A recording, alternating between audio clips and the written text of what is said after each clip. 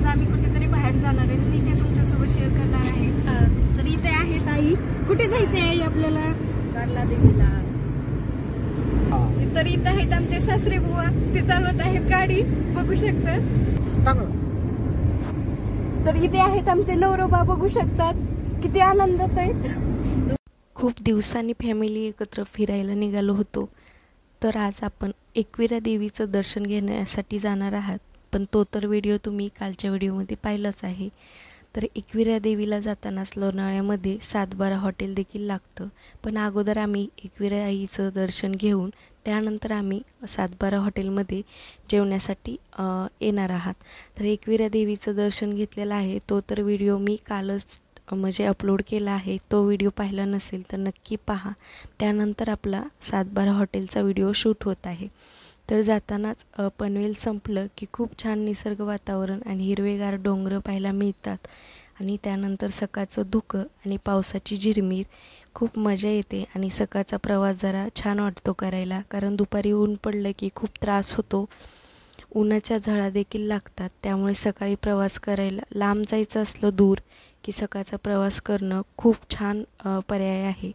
त्यानंतर पाहू शकता हा लोणावळ्याचा डोंगर आहे, खूप छान म्हणजे हिरवेगार आणि उंच उंच असे डोंगर लागतात। त्यानंतर 7-12 हॉटेलमधलं जेवण पाहू शकता, इथे आहे मटण, काळं मटण, काळ्या मसाल्यातलं मटण फ्राय आहे। त्यानंतर काळा रस्सा, तांबडा रस्सा आणि तांबडं मटण, त्यानंतर छान 2 भाकरी, आणि त्यानंतर रेशनच्या तांदळाचं छान शेतामधला तांदूळ।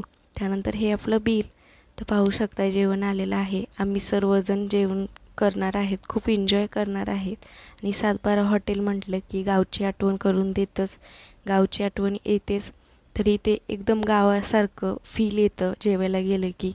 खाली बसून देखील जेवू शकता, वरती बसायचं असेल तर वरती बसण्यासाठी देखील जागा आहे। तर आम्ही खालीच बसणं निवडलं, कारण एकदम आपण गावी गेल्यासारखं फील आलं पाहिजे।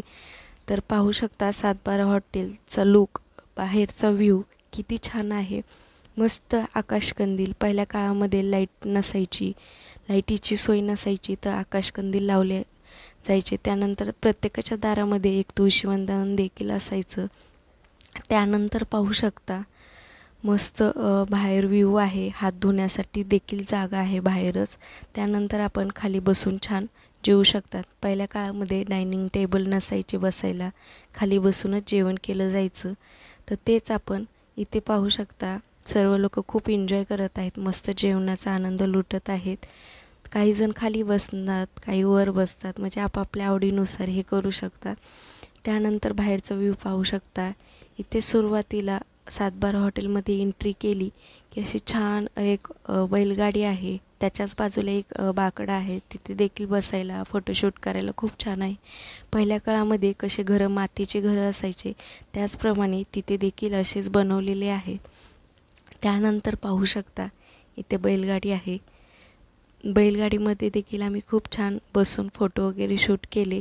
आणि बैलगाडीच्याच बाजूला मोठी आड आहे, तिथेच बाजूला गाई वासरं देखील म्हणजे आहेत।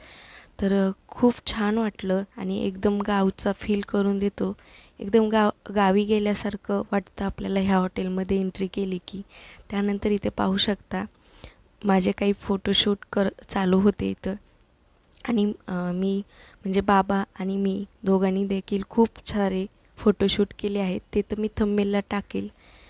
तर पाहू शकताय इथे बाबा एकदम बैलगाडीमध्ये कसं रुमाल वगैरे गुंडाळून बसतात बैल हे करायला, तसंच सेम बसत आहेत आणि फोटोशूट होत आहेत छान प्रकारे।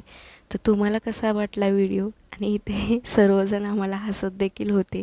तर तुम्हाला कसा वाटला व्हिडिओ कमेंटमध्ये नक्कीच सांगा, आवडला असेल लाईक शेअर सबस्क्राईब करा।